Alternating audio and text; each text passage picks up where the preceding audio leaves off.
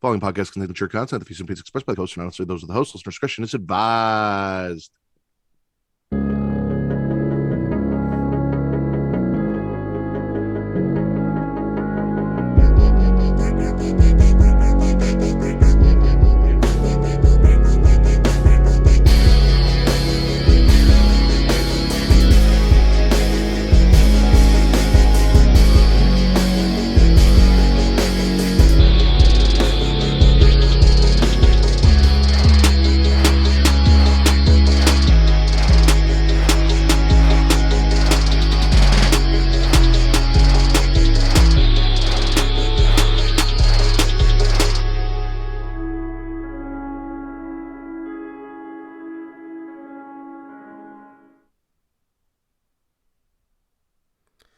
Ladies and gentlemen, welcome back to Spitter Swallow. I am your host, as always, Daddy Delgado, the Pornhub Poppy, the Salt in the Spitter Swallow, SCS Vince. Daddy's home, and Daddy brought some company for night one, WrestleMania 38, night one edition of Spitter Swallow. Of course, I'm talking about my co-host on the Smackin podcast, the Raw to my SmackDown, the Dragon Ball Z to my DBZ abridged. I'm talking about the Warden Matt Ritter, the patron saint of podcasting himself. How's it going, man? So you just, because it's my first or second time. So you're just capping over here, calling yourself there is no Pornhub Poppy. There isn't one. We are deciding the Pornhub Poppy. You can't just go around when I'm not here calling yourself Pornhub Poppy for shits and giggles.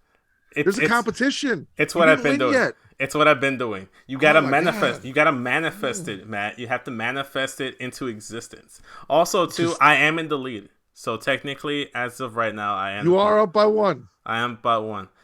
People have been asking me if Spirit Swallow counts, and I've rejected that because it'd be unfair given that I hosted. I have to have Kitty on this show every week, so that'd be unfair. And I'm pretty sure Kitty goes on Shalik from time to time. She's saying she's the true Pornhub Poppy. So I think it's fair game. Okay, I'll give you that. That's true. Exactly. Right. I take it back. All right. Like I said, we're here to cover WrestleMania 38 Night 1. Join the conversation by using the hashtag Spitter Swallow or the hashtag SOS. Do not click on the Spitter Swallow hashtag. You may regret it. No, click on it. Or you may not. You may not. I didn't realize. Click on it and smack it raw. There you go. Don't forget to subscribe on YouTube. Help us get that custom URL. It really helps greatly. And that's actually the goal of Spirit Swallow, is to get that custom URL. At least one of the intended goals for that. But Matt, like I said, we're here to talk about WrestleMania 38, Saturday, night one, or Saturday, whatever we want to call it. First off, how did you feel about the 2-night format this year? Like, are you cool with it? Do you kind of wish you'd go back to Sunday and just have a one? Oh no, I like the 2-night format. Hi, baby, I love you. Hi, I love you too. Tell Kade say hello. Sleeping, so Vince says hi. Hi. She says hi. No, the kid was sleeping and she just got home, so she came to get the monitor. Oh, perfect. Sounds fun. I love the 2-night format because now we're getting. They were trying to pack everyone into WrestleMania that they could, that they thought deserved to be on there. Obviously, if you're an IC or US champion, that you don't still got that luxury. Yeah, you still don't count. But one night with 10, 12 match, it's so long and it kills you. I watched Stand and Deliver. I had a break, cooked, got ready. People came over. We watched night one, went to bed, woke up. I'm doing a podcast. I'm going to get off this. I'm going to be able to grill, chill, and then watch another night. Wait, you did a podcast last night? I'm guessing you went to Young Kings? No, I'm doing this podcast. Oh, okay. I thought you meant... I went to sleep, and then I got up, and now I'm doing this podcast. And then after this, I'll be able to grill and chill, hang out, and then do it all over again after getting refreshed and ready to go. It's fantastic. Whoever wrote the fan fiction in Japan that created a 2-night wannabe WrestleMania over there, great job. Really glad we stole that. Don't you just love fan fiction, Matt? Well, you know. Some fan fiction. Don't ask Jizzy, though, because then she'll make you do a top 10 and like discuss the whole world. Fan fiction's not for me, but I don't knock anyone that likes it. All right. So, like I said, we're talking night one. There were like 7 matches on the card. There were technically 6 matches with one event, but we'll talk about that. So, let's start things off with the first match of the night. We had the SmackDown Tag Team Title match between the challengers Bugamora versus the champions, the Usos. Dope entrance and gear by Bugamora. Like, regardless of everything, I thought the entrance and the gear was pretty cool. I liked it. I have paid attention to this match because I had just arrived maybe 10 minutes prior. I was like putting all the beer in the fridge, putting the soda in the fridge. I was saying hello to everyone. So yeah, I was like half paying attention. I was also watching the Bulls game on my phone. So like there was like my attention was split between both of them. But the one thing of note that I've noticed is that Boogs tried to pick up both Usos and his knee buckled with from the pressure. He couldn't handle that much Uso. Tore tendon. The winners and still SmackDown Tag Team Champions were the Usos. You gotta spit, swallow anything from this match. The majority of this card I'm taking on the face. I didn't give a shit about this match going into it. Rick Boogs doesn't do it for me. Freddie Mercury on steroids.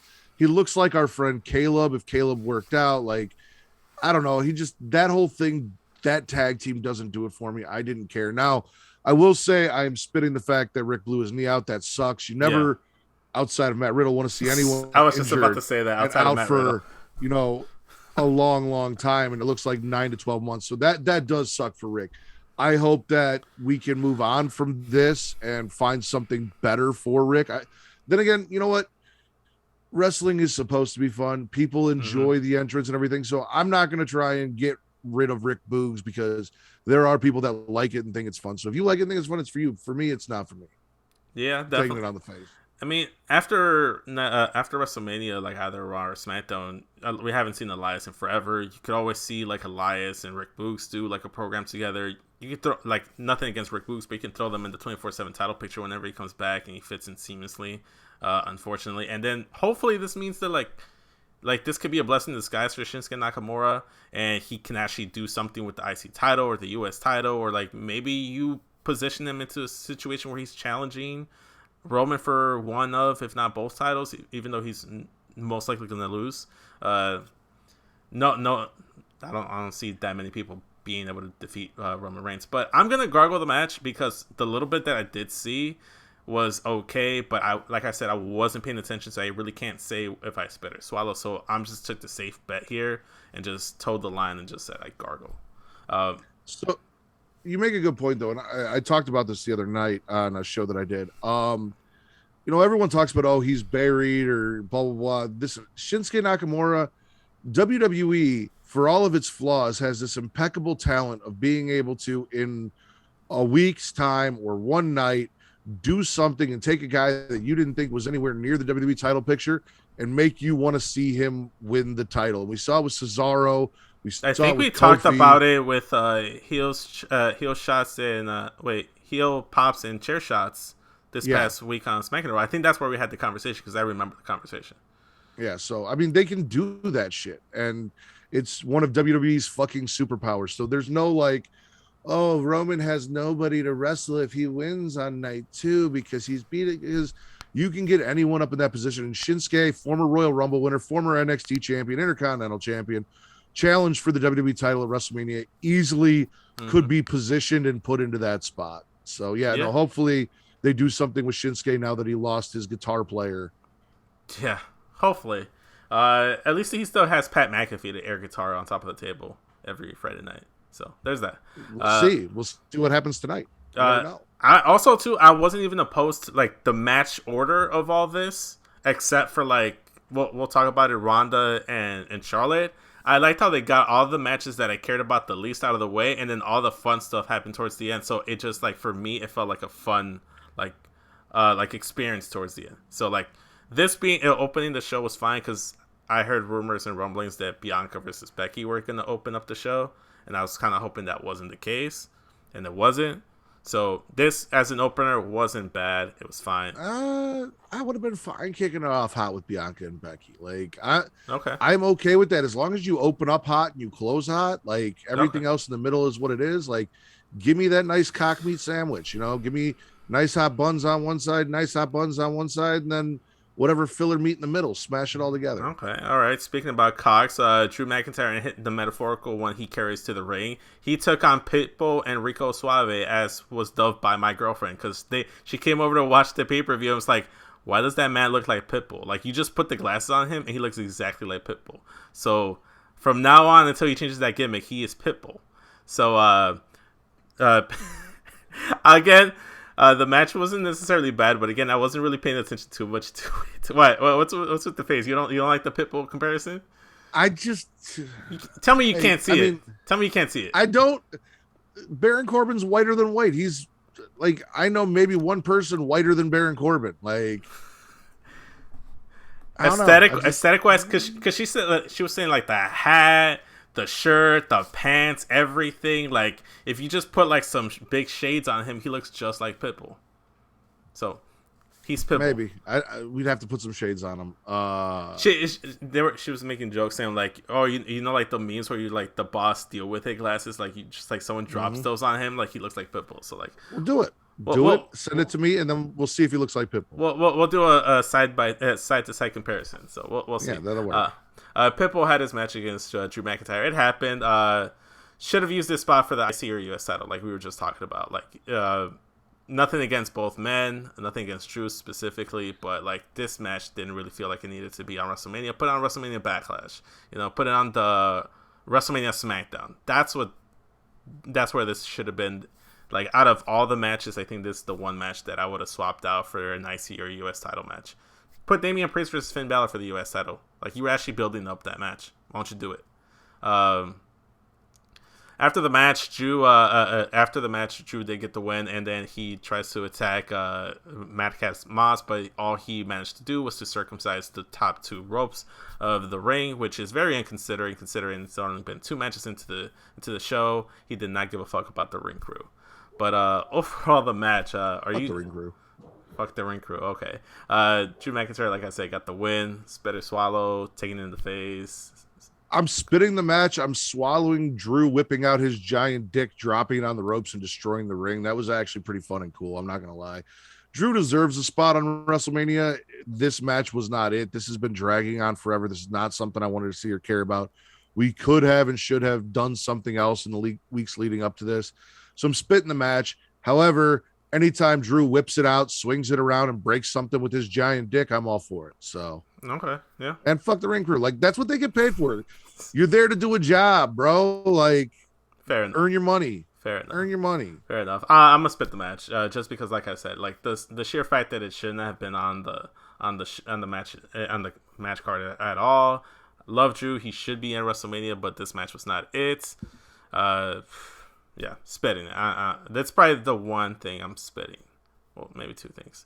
Moving on, we have the Mysterios taking on The Miz and Kenny Pokemon Card Omega, because I saw so many people saying that he looks like Kenny Omega coming down to the ring, which, sure, I love the comparison. Take any cheap shots to Kenny Omega you want. Love the Mysterios flag gear. Obviously, Ray had the Mexican flag-inspired gear. Dominic had his father's, Eddie Guerrero's Gringo Loco tribute from when he was a tag team in AAA with Art Bart. So, shout out to Dom for paying homage to his late father, Eddie Guerrero. Apparently, Lucha Logan is a thing. Dude was more athletic in the ring than I anticipated. He did trigger me. I did get worked when he hit the Three Amigos, did the Eddie Guerrero shimmy, hit the frog splash. And I was pretty upset that it actually looked half decent. Did he really? Yeah. He hit the Three Amigos without interruption, went to the top rope, did a shimmy, and then did a frog splash. He almost won the match too. It was almost a match, but Ray kicked out, or Dom came in and broke up the pin. It happened at the same time, so like I'm guessing Dom was supposed to break it up, but I don't think he got there quickly enough to actually break up the pin. But so he kicked out. The Miz with a blind tag cost the Mysterios the win. They weren't paying attention. Ray gets hit with a skull crushing finale for his troubles. Jesus. After the match, with their post-match celebration, The Miz attacks Logan Paul. So at the end of the day, all is right in the world because Lucha Logan ate Matt. The Miz and Lucha Logan won the match. Me personally, I'm swallowing the match because it was surprisingly pretty good, but I'm spitting the result. What about you, Matt? So I got that hey big head text message when the Mysterios came out, and I left them on red. I went outside, I had a cigarette. Okay. I came back after they blew their load. I watched the Miz. I heard the Miz hit the. I didn't even see it. I heard the Miz get the skull crushing finale. I did not watch this match. I have no interest in seeing Logan Paul. Dominic should have stayed in NXT. Like there was nothing in this that whatsoever intrigued me to sit down and watch, and that sucks because Rey Mysterio is a legend and he's fantastic. Yeah, there was nothing about this, so I didn't even give it the time of day. I left it on red. And because I didn't care so much, and they did everything to try and make you care. Like they stole Ray's mask. They had this douchebag come out and wears Ray's mask and all this stuff, but Ray got the mask back before the match, so like that wasn't even something I could like.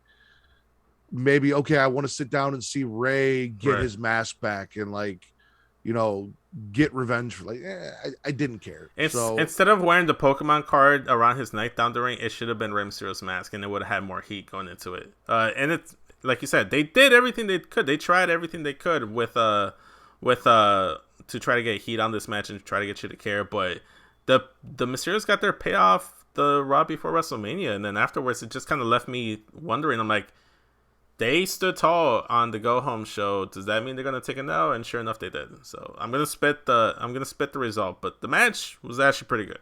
Like to see Rey Mysterio actually get a win. Yeah. So I'm gonna spit everything because I couldn't tell you. There's nothing I hate more than when someone I don't likes something that I like seeing Logan Paul carry a Pokemon card down as someone who enjoys Pokemon. Like, fucking hate it. Yeah. Seeing Matt Riddle mark out for the Undertaker at the Hall of Fame. Like, fucking hate it. Like, I don't want people I don't like to like things that I like. I really don't. It's okay. It'll be okay, Matt. I'm here for you. Let's move on. Let's not talk about... let's move the fuck on, please. To probably a contender for match of the night, if not the match of the night. We had the Raw Women's title match featuring the challenger Bianca Belair versus the current champion Becky Lynch, rocking the mullet. Shout out to Becky. I actually love that MCU style Becky video intro package that she got to start off her match. At first, I thought it was like the WWE Then Now Forever silhouette that they always do, the signature at the top of every program. But the more it went on, I'm like, yeah, it was Marvel. It was like, it was pretty cool. I liked it. I marked out. I'm a Marvel fan, so sure. Bianca got a whole high school or college university marching band entrance, which was really cool. She had like an awesome gear that apparently was inspired by a fan and gave that idea to. Her jacket looked very like a marching band like jacket. She had like a Minnie Mouse bow on. She looked like $1,000,000. Becky hits the manhandle slam seconds into the match, a callback to their SummerSlam match. Made you actually sweat for a few seconds there. My sister was worked. I was kind of half worked. I'm like, they wouldn't do this shit, would they? Yes, they would. But thankfully, Bianca kicked out. They had a fantastic match. Like I said, it was contender for the match of the night, if not the best ES match of the night. Bianca goes back to back, winning the Raw Women's title. I know I'm doing a little disservice, but I'm leaving it for more spits and swallows. We can dissect it in a bit. But yeah, Bianca goes back to back. Last year, beating Sasha Banks in the main event of Night 1 of WrestleMania, becoming the SmackDown Women's Champion. This year, getting comeuppance on Becky Lynch and winning the Raw Women's Championship. She has now defeated 3 out of the 4 horsewomen, and she is currently undefeated at WrestleMania. The last 2 WrestleMania she was on, she debuted her last year and won the title. This year she got the title, and then she had her debut the pandemic era WrestleMania and helped out the Street Profits. She made the save. Yeah. So 3 years in a row, she's had very impactful WrestleManias. And I saw someone that's like, if anyone deserves a Undertaker-esque WrestleMania streak, it's Bianca Belair. And who am I to argue? Bianca got the win with a devastating KOD. Matt, let's dissect this. Better swallow. Swallowing. I want to see the next two WrestleManias. Like you said, she defeated 3, but you look at WrestleMania, she is now 2 for 2 in bangers with the 4 horsewomen. Mm-hmm. Next year, give me Bianca Bailey and then finish it off with Bianca Charlotte, because Charlotte's clearly WWE's marquee favorite women's wrestler. So Yeah. Bianca has been tearing it down with the best women in the WWE on the biggest stage of them all. That opener where Becky went for the manhandle slam and Bianca reversed it and went for the KOD, and you're like, oh shit, she'd hit the KOD and beat Becky like Becky beat her, and then Becky reversed it and hit the manhandle slam, like you said, worked us thinking, oh wow, are they really going to do this again to us? Like, no, they can't. Mm-hmm. Fantastic. It was the best match of the night. It really was the best match of night 1. And last year she had the best match of the night on the night that she competed with Sasha Banks. Like, Bianca's fantastic. And I've seen the IWC hate and say stupid shit, and Becky stands come out. Becky has held this title since fucking SummerSlam. It was time to get it off her. Who else were you going to put it on? Like, you wouldn't be happy regardless. So shut the fuck up. Like, this was fucking awesome. And it was fantastic. One thing that WrestleMania has done for me is it's kind of renewed my love for wrestling in a different way this year. I don't know if it was listening to The Undertaker at the Hall of Fame on Friday or what it was, but it's like, wrestling's supposed to be fucking fun. Like, you're supposed to enjoy this shit. And yeah, there's shit that you're not going to enjoy because you don't care because they didn't build it right. Like the last 3 matches we talked about. But there are people that do enjoy these characters, and let them enjoy them. Like, I'm not going to shit on you for enjoying Rick Boogs. I'm not going to shit on you if you're a Happy Corbin fan. Like, let people. I might question it, but I won't shit on you. Yeah, you know, if you like Madcap Moss, you like Madcap Moss. Good for you. Like, guy fucking sucks, in my opinion. But I'm not gonna get mad at you for being a Madcap Moss fan. You like the Acclaimed. You've been capping for the fucking the Acclaimed for like 2 weeks now. I'm not gonna shit on you. Everyone loves the Acclaimed. No, they don't. No, they don't. Because I don't. If you check Max Caster's tweets, they do.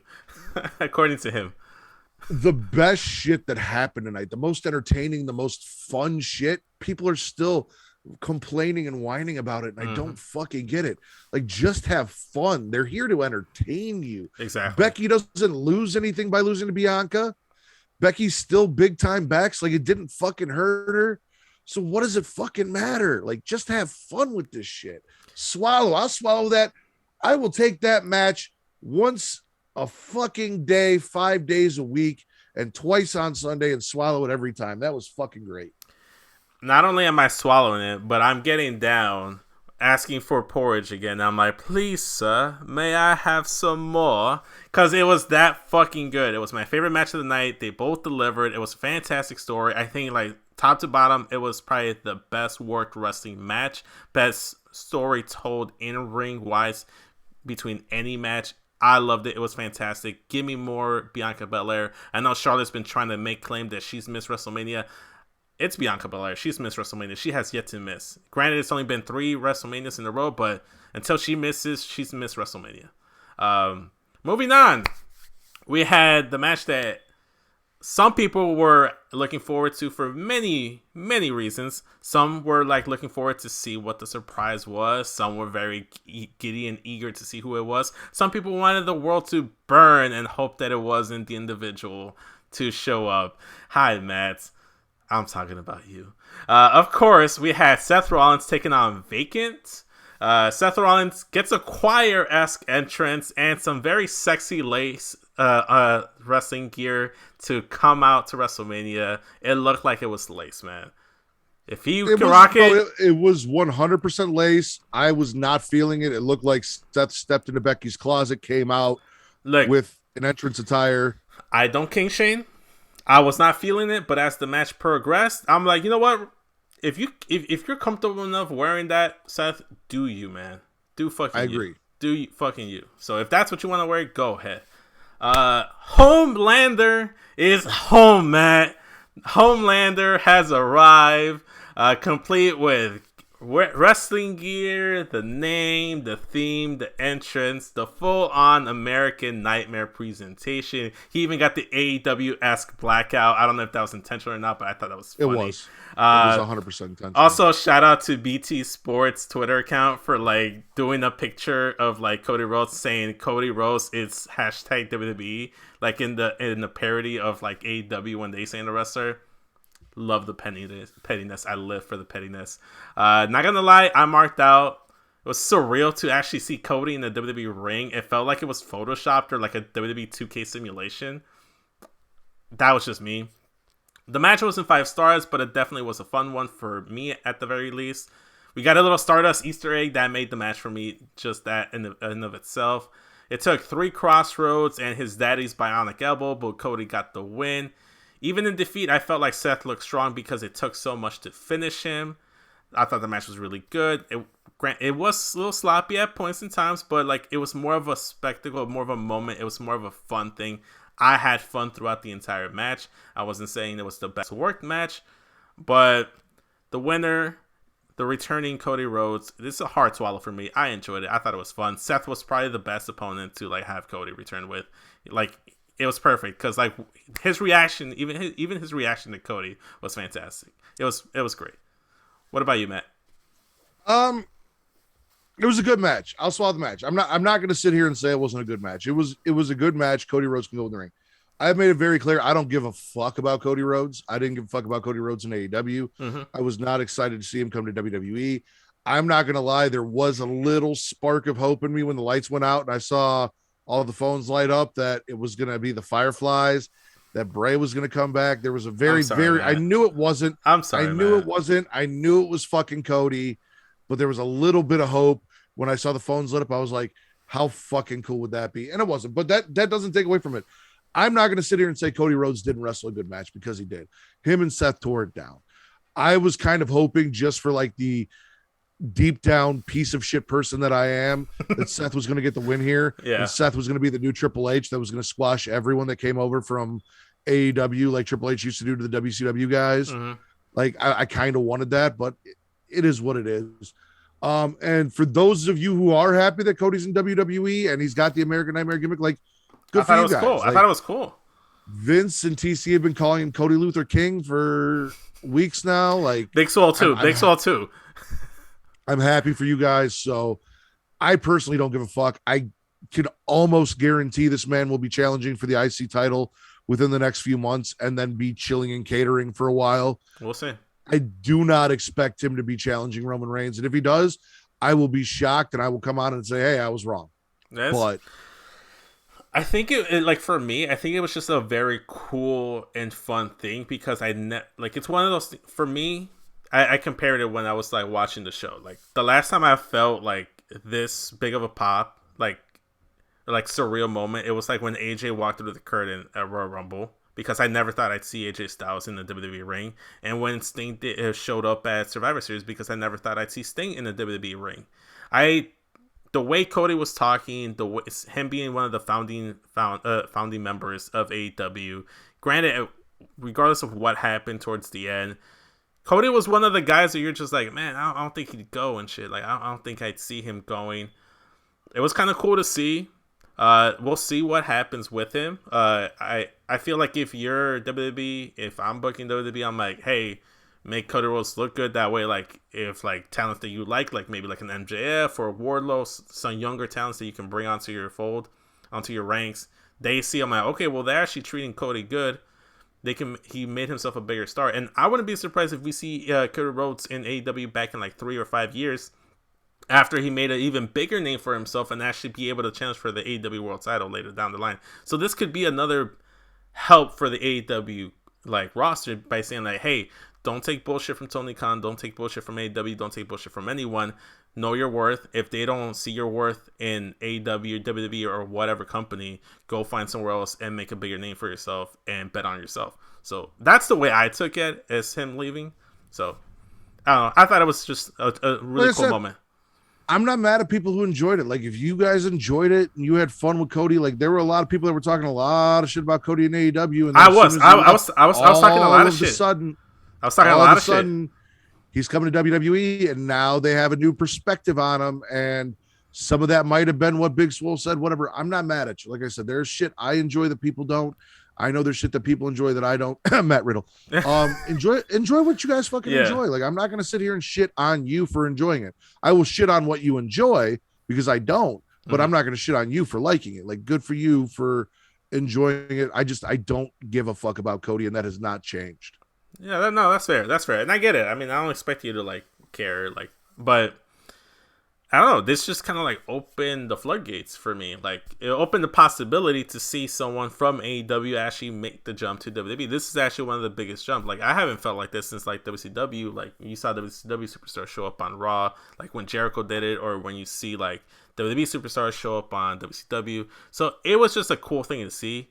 It felt weird seeing him as the American Nightmare, Cody Rhodes, and that's the one big thing I'm swallowing is that they actually let him be who he was in AEW and didn't change him to like Smoke and Mirrors Cody Rhodes or Stardust, even though that'd be hilarious for some people. Dashing Cody Rhodes. Dashing Cody Rhodes is so underrated, man. Bring back the mustache, Cody. Yeah, a blonde mustache. Mustache. I leave it dark. Okay, all right. I don't want him to be blonde anymore. I fucking hate that neck tattoo. Like, yeah. Cover that shit up and dye your hair back dark. Bring back the mustache, and then maybe I'll start giving a shit about it. All right. We'll see. We'll move on to the second to last match of the night. We had the SmackDown Women's title, Ronda Rousey versus Charlotte Flair. This was the match I care about the least. I took my taco. We'll talk about it. I took my taco break during this match, so I skipped the entire match, but gear-wise, Charlotte looked good, and apparently, according to Matt, she looked good for other reasons, because apparently Charlotte's nip slipped on multiple occasions. What? I didn't say she looked good. I just said her titty popped out. That's all I said. I didn't see it. A few occasions. I didn't personally see it, but I heard on a few occasions her titty popped out, her nip slipped. I meant like gear-wise, aesthetic-wise, she looked good. Her gear was solid. I thought it was fire. I went back and rewatched it. It was a little sloppy. I have yet to finish it. It was a mess. It was a mess. IMO. In my opinion, I didn't really care too much about it. Apparently, Charlotte was almost about to tap, and the ref missed it because he was out. Ronda took a boot to the face, and as we all know, if you ask Holly Holmes, if you kick Ronda in the face, you knock her out, and that's how you beat her. So, like, Charlotte did her homework. She got the win via pinfall. I'm spitting the match, though, because I didn't watch it. Regardless of that, I can't gargle it. I just spitting it because Charlotte versus Ronda just didn't do shit for me. I cared more about Happy Corbin Pitbull's cosplay versus Drew McIntyre and his metaphorical sword. Because at least we got circumcision of the ring at the end of the night. And Baron Corbin has cool moves. Fair enough. I'm going to spit the match. Like, here's my thing. Ronda was fun in that mixed tag match with Kurt and Triple H and Stephanie because she was tossing around Triple H and shit like that. But the matches I have seen at WrestleMania, I'm not even going to say since, because she even had a decent match with Nikki Bella. But the matches I have seen of her at WrestleMania in what's considered a main event, even though it's not the last match of the show, everything is a main event in WWE. Been sloppy, man. They haven't been great. And I don't know. We've talked about this, and it's been discussed time. Like, Charlotte didn't feel like she was into this. Ronda didn't feel like she really wanted to be here. I will say that there were a lot of reports coming out saying that Ronda didn't go to the Hall of Fame because she was bitter that she wasn't closing the show and Stone Cold was. And Ronda came out and said, that's fucking bullshit. I've got like a 6-month-old child that I had to put down and take care of. Like, get the fuck out of here with that shit. Hey, did you get a text message, Vince? From me? Yeah. I just got it. Did you look at it? I'm looking at it. You've seen it now, then. I've seen it now. I've seen it. Now you've seen it. I've seen it. Since you missed it, I wanted you to see it. No, I think Reed shared it in the group chat, but like I didn't actually pay attention to it because like I was like half asleep. Yeah, but I made sure you paid attention to it, so now you've seen it. Okay, good. Well, I feel like we've all seen it. It's not the first time. Like, dude, it wasn't a great match. Like, you figure Charlotte's in there, she should be able to carry Ronda to a damn good match. It really wasn't a great match. It's not who I'm guessing Charlotte wanted to face. I don't know what the deal was. I didn't love the match, so I'm spitting Yeah. the match. Yeah, no, so I'm spinning the match too, and like, look, I know a lot of people like to like give shit to Charlotte, and I'm sometimes an apologist for Charlotte. I'm like, look, she's a good wrestler, but to me, she feels like Randy Orton. When she's into something, it's great, it's good. She gives her all. When she's not into it, you can see it. She's going through the motions, and she just doesn't fucking care. Between like the horsewomen, I feel like she's probably the one that you can count on the least to put on a good match when she doesn't give a fuck. I feel like Bailey and Sasha are up there as the best ones, and then Becky sometimes struggles because she's not the best. Like she's not like a Kurt Angle, you know, like she's not like an in-ring general like an Oscar or something like that. But she's a good storyteller. She's kind of like Austin in that sense. But even Austin can tell a great story. I don't know. I don't think Charlotte was the right opponent for Ronda. I think you just do Becky babyface versus Ronda. Run that back. You don't need a title. You do Charlotte versus Naomi for the SmackDown Women's title, and you do Bianca beating someone else for the Raw Women's title. Or you have I don't know. You just do something else, man. You just do something else. Bring Ronda back as a fucking heel. That would have been entertaining. That made no sense. Something. I don't know about you, man, but I kind of want to move on because I've been waiting to talk about this last final moment, and I don't give a fuck about Ronda anymore. So if you're cool with it, we're gonna move on. No, let's keep talking about Charlotte.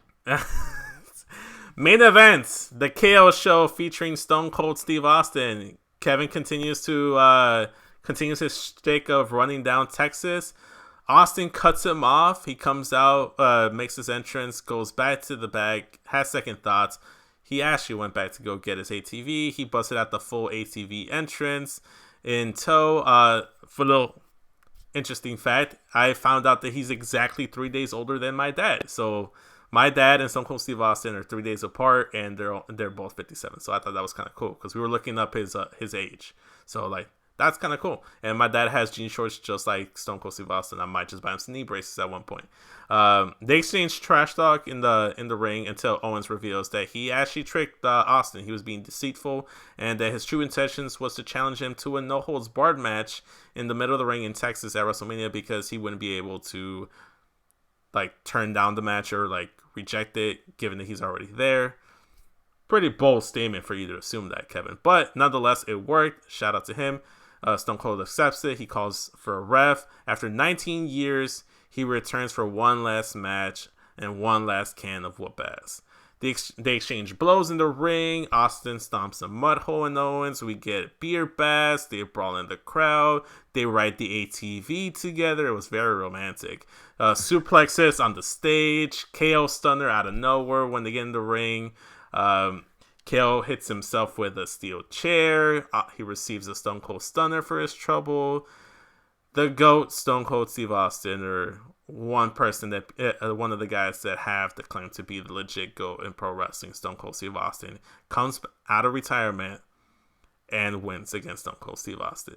Stunner versus Stunner. Oh, and by the way, Byron Saxton didn't learn his lesson from his last interaction with Austin, and he took a stunner and was twerking his ass on the mat afterwards.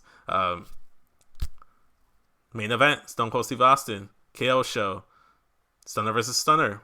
Thoughts, Matt? Swallow. Listen, this is the one. So RN's like, oh, I don't get it. I don't see the point. And Austin going over. And this is what I'm talking about, where like people don't know how to have fucking fun with wrestling anymore. KO didn't lose anything. No. From losing to Stone Cold Steve Austin. Kevin Owens got to main event WrestleMania with, in my humble opinion, the biggest name wrestling has ever seen. You can say Hulk Hogan, fuck Hulk Hogan. Austin is the biggest name in wrestling history outside of maybe The Rock. And the only reason The Rock's bigger is because he did movies. What about when Cena? It comes to wrestling? Do you think Cena's like up there? Do you think there's any claim for Cena? In the modern era, I feel like third or fourth. Okay. All right. That's fair. Cena's around there. Okay. But as far as wrestling goes, as far as selling out tickets, the height of wrestling popularity, blah, blah, blah, main eventing WrestleManias, it's fucking Stone Cold. Like, it's fucking Stone Cold. And Kevin Owens got to main event WrestleMania with Stone Cold. that's probably the coolest thing he will ever do in his career. It is probably going to be his biggest accomplishment, regardless of how many titles he goes on to win, this and that. And like I said, you can take Kevin Owens even after losing to Stone Cold, and in a week, in a night, you can put him into the championship picture and build him up. He lost nothing. He lost nothing. This isn't Stone Cold coming back and taking a title off Kevin Owens and going on a title run. Like Goldberg did to The Fiend. Or The Rock did to CM Punk or blah, blah, blah, blah, blah. That's not what this is. This is a man who has not wrestled in 19 years coming back and giving us a moment that we will remember forever. And not just a moment, giving us a 15 to 20 minute match after not having wrestled for 19 years. Dude, I was like, I had a stopwatch. I started it. I had a timer going. I'm like, over under 5 minutes. Everyone's like, oh, like under 5 minutes. Like some people were saying like barely over 5 minutes. That shit went 15 minutes, man. And it was fun. Like, granted, yes, he looked a little rusty early on, but that's to be expected. But I felt like you gotta break up all that scar tissue, bro. Like once that scar tissue got broke up and those bones got moving, he was going like old Stone Cold. Like he got moving around. He was jumping over barricades. He was stomping the mud hole. Ass, yeah. The first mud hole was a little rough, but like I said, it was the scar tissue. We had to break it up. It had to take some time. Yeah, got it going. No, but as the match progressed, he got better. It just got more fun. You literally got everything you wanted to get out of that match. Like it was the perfect walk around brawl type of style match. It didn't have to be a clinical, which is what Austin does. Yeah, it's Austin. He's a brawler. That's all his style has been. Yes, he's been able to put on more. Since he fucked up his neck, yeah. Yeah, exactly. But that's all you need from Austin. That's all you need from Austin. I know we talk shit about Terry for only doing the leg drop and like not being able to hear people, but it works. You know, sometimes you just want out there and like pop the crowd and shit, and that's exactly what Austin did. Everyone, I'm pretty sure that's a WrestleMania moment that everyone's gonna remember forever. That attended live in attendance. So shout out to everyone that was able to go to Dallas. But I have nothing but good things to say about this. I thought the setup was perfect. I had no expectations for it. I thought that the fact that they dubbed this as the KO show main eventing, I thought it was a little weird. I didn't think they were actually going to main event with KO show, but when they did, I'm like, there's like a 5% chance that he actually is going to have a match with Owens, and if it is, it'll be like at least 5 minutes. Like you've been saying leading up to WrestleMania, man. As long as you give me something like Undertaker Cena, I'm okay with that. John Cena sold for Undertaker. Kevin Owens can sell for for Austin. It was great, and we got Stunner versus Stunner. What I loved it. Austin kicked out of KO Stunner. Yeah, KO did not kick out of Austin's. Exactly, and it doesn't hurt us. It doesn't hurt Owens whatsoever. It only makes him. It is going to add more fuel. He's going to be fired up on Raw on Monday. Yeah, I was going to say he's going to take this and he's going to do great things. He's going to run with it. He learned now from the master of the stunner how to hit it properly and how much more dangerous his stunner is going to be. Hopefully. Because stuff like that, like KO is so fucking good. Like he loses nothing from losing to Stone Cold. I'll tell you this. There's nobody in the history of the business at this point that could have a match with Stone Cold Steve Austin, lose and be like, I think he lost something, because it's fucking Stone Cold. Like, this isn't Goldberg who comes back and challenges for titles and we see every 6 months. Like, this is the first time in 19 years you put anyone in this. They're main eventing with Stone Cold Steve Austin. That's all they're going to care about, because they're all fans like we are. I would have done the same thing. I would have sold my ass off and had Stone Cold beat me too. I don't care if I was world heavyweight champion or fucking it's Stone Cold Steve Austin, man. And MSK, the white guy from MSK. Like, I don't care where I am on the card, I'd take that spot. Nash Carter's the answer, by the way. Yeah, douchebag. But anyways, like I said, nothing but great things. I never thought I'd see Austin back. He's been very adamant. 19 years he's stayed away from the ring, and we didn't knew his match against The Rock was going to be his send-off match. Now we know for a fact this is his final match. Hopefully this is. I hope it like this isn't the Undertaker, man. And just like the Undertaker, he shouldn't come back. Just like leave this. This is perfect. We're not counting. I will watch the Undertaker wheel himself down to the ring in a wheelchair and spend half an hour sitting there in the Undertaker's pose as he makes his way down that long ass entrance ramp and enjoy every second of it. I'm just one of those people. All right. That's fair. All he's not done until he's dead. All right. We'll see. But nothing but swallows for this match. Nothing but swallows for night one of WrestleMania. Overall, I'm speaking for.